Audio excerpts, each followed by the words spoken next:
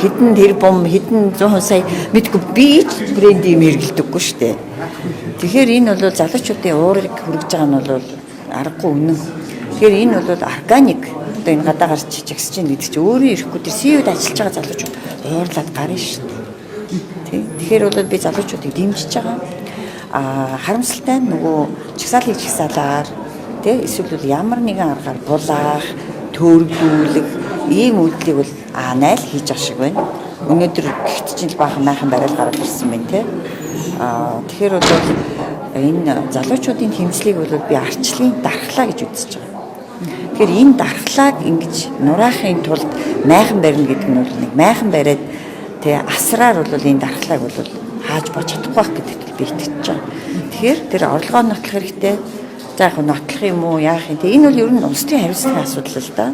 Нэгэн тийм асуудал дэгдсэн нь тодорхой юм чинь орлого энтрээ нэг нотуулах гэдэг шаардлага байхгүй л байх гэж би бодож байна. Улс төрийн соёл өндөртэй газар бол шууд огцордог. Энийг манай ерөнхий сайд мэдхийн дээр мэднэ. Хэдэн жилийн өмнө өөрийнх нь хэлсэн үг байгаа шүү дээ. Жижигхэн асуудал гарахад Япон солонгосын ерөнхий сайд огцордог гэж өөрийнх нь намаар хэлсэн байгаа. Тэгэхээр ам алдвал барьж болохгүй, агт алдвал барьж болно. Ийм үг байна. За би дахиад нэг жижигхэн жишээ өстө хэлчихэд Японы ерөнхий сайд за 2015 орчим оны үед байна уу да. Шоколад улсын мөнгөөр аваад шоколад штэ огцорсон байдсан штэ. Тэнд улс төрийн соёл ямар өндөр вэ те?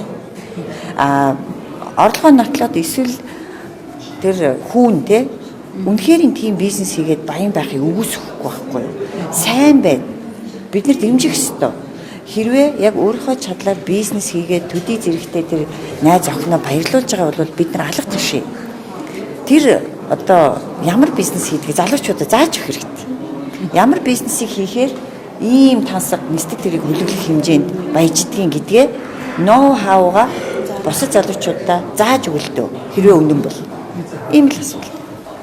Одоо дундад зэлэнтэй хүний сая 500 сая төгрөгчдийн зэлэнтэй хүний цалингийн зээл баг тэр хэмжээнд гарч ир. Тэрийг монголчууд иргээд жил 2 жил ажиллаад төлөөд ингэж ажиллаа байна л да тийм. Тэгэлгүй яг уу одоо тэгээд нөгөө үсээ майжиж хуухаа нөгөө үсээ зулгааж хуухаа майжиж төлж байгаа татврын мөнгө шүү дээ. Тэгээд ерөнхий сайдын мөнгө гэж байхгүй, их хурлын гишүүдийн мөнгө гэж байхгүй. Энэ талд нь татвар төлөгчдийн мөнгийг цуглууллаа. Энэ талд нь зарцууллаа. За тэр зарцуулалтанда ямар үйлдэлийг хийж яагаад гэдгийг бид нар мэдэхгүй байгаад байгаа байхгүй юу. Тийм учраас хяналт аягүй чухал гэдгийг бид нар уг мэдэрсэн шүү дээ. Тэгээд жишээлбэл энэ одоо санхүүгийн зөрчил гаргаад байгаа асуудалтай хариуцлага байхгүй. Одоо жишээлбэл 2023 оны төсвийн гүйцэтгэл дээр хийсэн тэр дүнлэлтэн дотор бол би өөрөө одоо гаргаж ирсэн шүү дээ. 72 тэрбум төгрөгөөр хэрэгцээгүй, ашиглалтгүй, хугацаанд дууссан бараа автсан байна гэж байна шүү дээ. Тэгээ тэрний хариуцлагыг хэн хүлээх юм? Ямар учиртай, яагаад, ямар бараа, хэн шахсан юм гэд ийм асуудал ингээд ерөөсөө юу ч болоогүй байж байгаа байхгүй. Тэгээ би нэг зүйлд их бохимдаад байна л да. Би бол ер нь ингээд ичээд байгаа байхгүй. Би ингээд их хурлын гишүүн байж бидний томилоод ажил хийгээрэй гэд явуулсан хүн маань ийм одоо асуудал ингээд тарьцсан байж хахад би ингээд юу ч олоогүй юм шиг ингээд байгаад таасаа би бол ингээд ичээд байгаа байхгүй. Миний ямар хүн байх вэ ерөөсөө сонирм биш те. Тэгэхээр би улсын хурлын гишүүн гэдгийнхаа хувьар бол ингээд зүгээр байж чадахгүй, ийм байж болохгүй. Ягаад гэвэл энийг бид нар зүгээр өнгөрөөвөл энэ ингээд норм болно. Хим хэмжээ болох гэж байгаа байхгүй юу? Дараагийн ерөнхий сайд дахиад ингэхэд бол ерөөсөө нийгэм тэр чигтээ гүлдэх нь биш. Их хурлын гишүүд ч гэсэн ингээд амаа ханхаал дугаа өнгөрөөдөг. Тэгээд ямар хариуцлага тооцохгүй нэгвэл энэ бол норм болж болохгүй. Тийм учраас би энэ дээр бол хатуу байгаа.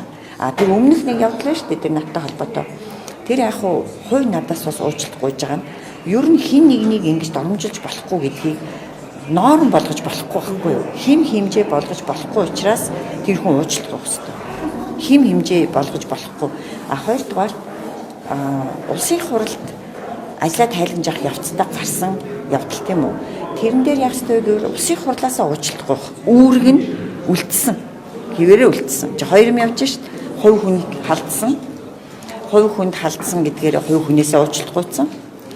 Бас гуйх ёстой. Яг тэгвэл ийм одоо доромжлыг бол улсын хурлын энэ төр дээрээс хийж болохгүй гэдгийг таслан зогсоох ёстой.